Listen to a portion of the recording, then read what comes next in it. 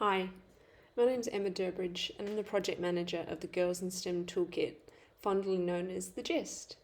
Before we get started today, I'd like to acknowledge the traditional custodians of the lands we're all meeting, and I'd like to pay my respects to elders past, present and emerging. The Gist, as you can see here, the Girls in STEM Toolkit, was funded by the Department of Industry, Science, Energy and Resources and created and developed by Education Services Australia. The objective of the GIST is to provide great up-to-date resources to students, schools and families about how to get more girls into STEM subjects at school and then taking those subjects through to university and onto fantastic STEM careers. So I'm not going to go through everything on the site. There's quite a bit. I really encourage you to go and have a look around. But a couple of key things I'd like to point out. So to start with, just want to let you know we do have a newsletter sign up. The newsletters come out every 2 months, 2 to 3, and just contain a lot of great resources, either resources that have been published on the GIST or other ones that are out there that schools can use, or families and students as well. And other exciting things like the recent Mars landing.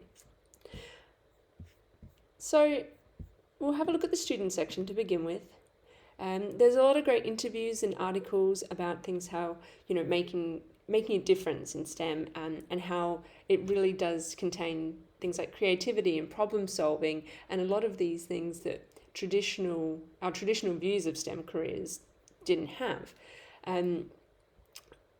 There's also interviews with young women in STEM. We also have a whole section on women in STEM because we really believe that you can't be what you can't see.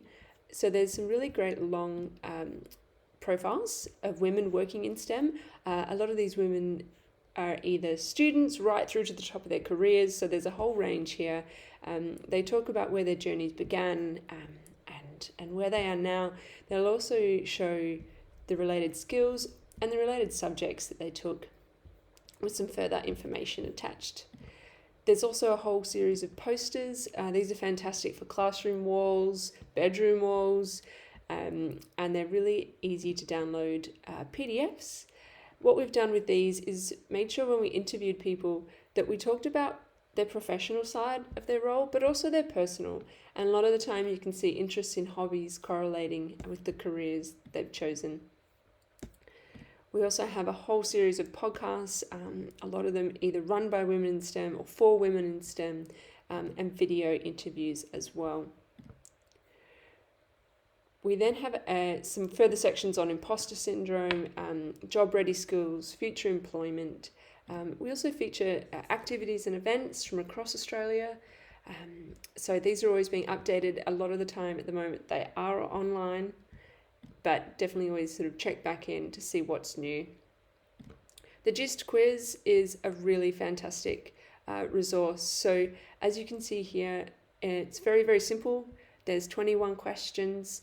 And what it does is it allows, there's one I've already done here, but it allows students and younger students in particular to go through and just log what they're more interested in. And at the end of it all, they're able to go through to their results. And what it does is it shows them their levels of interest for 7 categories that you can see here. What they can then find out more is move through to what areas of related study. So we've tried to build this quiz as a journey. So we look at what their interests are. We look at the areas of study that they could go into. And then from there, you can look at what type of careers you can have from taking those studies. So we can really encourage, it's a really great one to use in the classroom and things like that, at home even. For schools, there's a lot of great material in here. So we have some resources around mitigating unconscious bias, which we know is just something that we all do and not on purpose. We also have a lot of great assistance and resources here for creating an inspiring STEM environment and creating a gender neutral environment. So I really want to highlight the 7 principles for a gender inclusive learning environment. These don't have to be done in order. You can sort of pick and choose what works for your classroom. But they're really, really simple, basic tasks that we can do to get more girls interested in STEM, either active in the classroom or to actually attract more to taking that subject in the first place.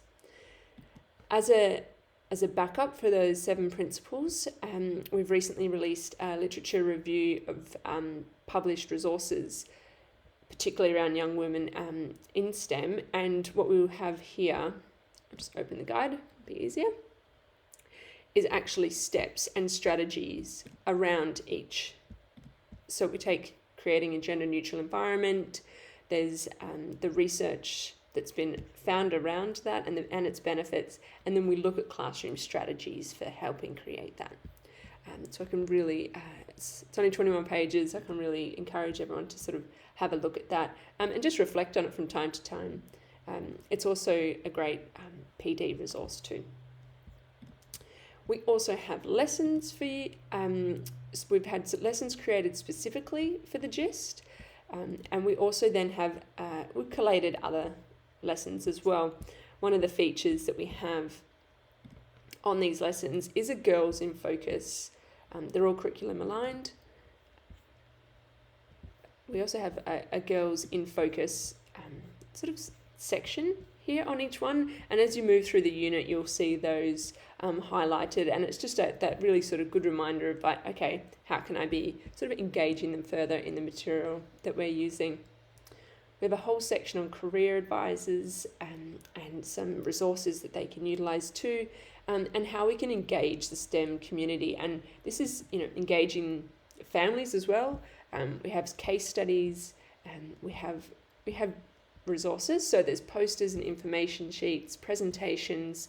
If you want to have your own STEM night at school, so there's those resources there. And for families, we sort of really talk about, the benefits of encouraging girls to go into STEM, why it's important, tips and resources, and we've got also fantastic at-home activities that families can be using on school holidays or homeschooling, as many people have had to do last year. So yeah, that's just a quick introduction. Throughout the rest of STEM on Demand, there will be more things popping up. I can really encourage you all to get involved, and you're also able to reach out to us. We've got our contact details on this page here as well. So thank you all. Bye.